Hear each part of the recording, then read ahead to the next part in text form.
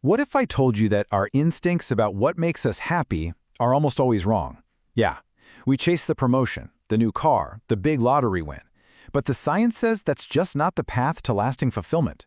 So today, we're going to dig into a framework built on ancient wisdom and modern psychology that shows us where real happiness actually comes from.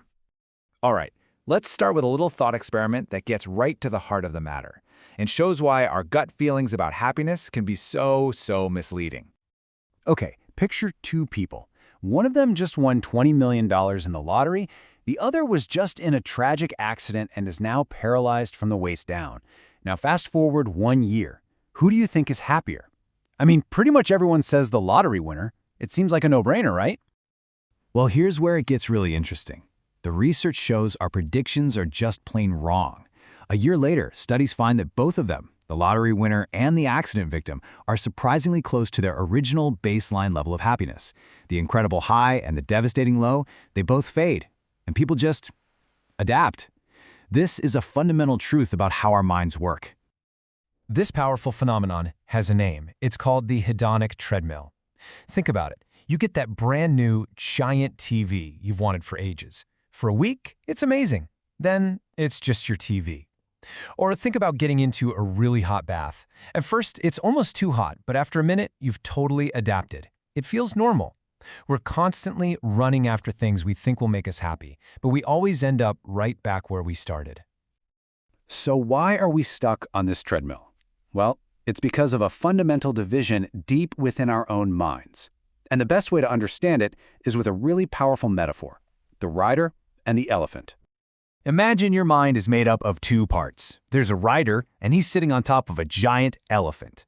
The rider, that's your rational, conscious, planning self. It's the part of you that sets goals, makes plans, and knows what you should do.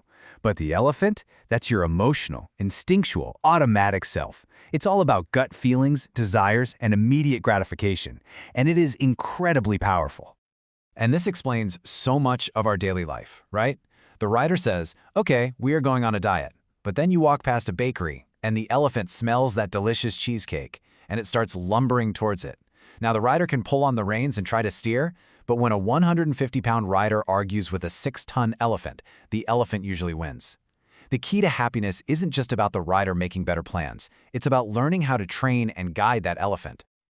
So, if we've got a divided mind and we're stuck on a hedonic treadmill, is lasting happiness even possible? Well, according to positive psychology, the answer is a definite yes. And it all starts with a surprisingly simple formula. The formula is this: H equals S plus C plus V. H stands for your overall enduring level of happiness.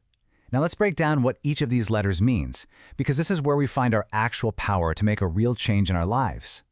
First up is S, and that's your biological set point. Think of it as your factory setting for happiness. It's partly determined by your genes. It's that baseline level you tend to return to after big life events, just like the lottery winner. Some of us are just born a little more Eeyore, others a bit more Tigger. And this part is pretty hard to change. Next is C, and that stands for the conditions of your life. These are the big, stable facts about you. Things like your job, your income, your relationships, where you live. Now, interestingly, this is where we put most of our energy, right?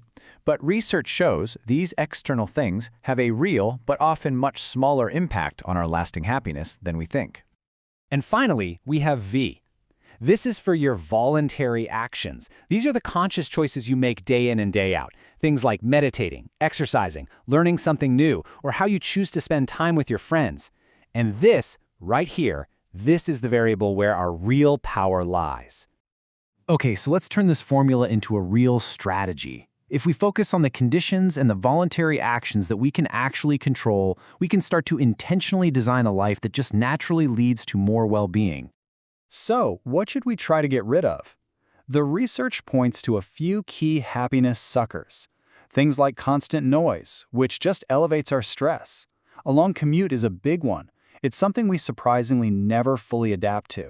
It's just a little bit awful every single day. Feeling a lack of control, carrying around shame, or being stuck in bad relationships. These things consistently drain our happiness. So what do we want more of? The science on this is absolutely crystal clear: connection. We are ultra-social creatures. Strong relationships, whether that's a marriage, deep friendships, or being part of a community, are the single most reliable predictor of a happy life. Even something as simple as physical touch, like a hug, plays a huge biological role in our well-being.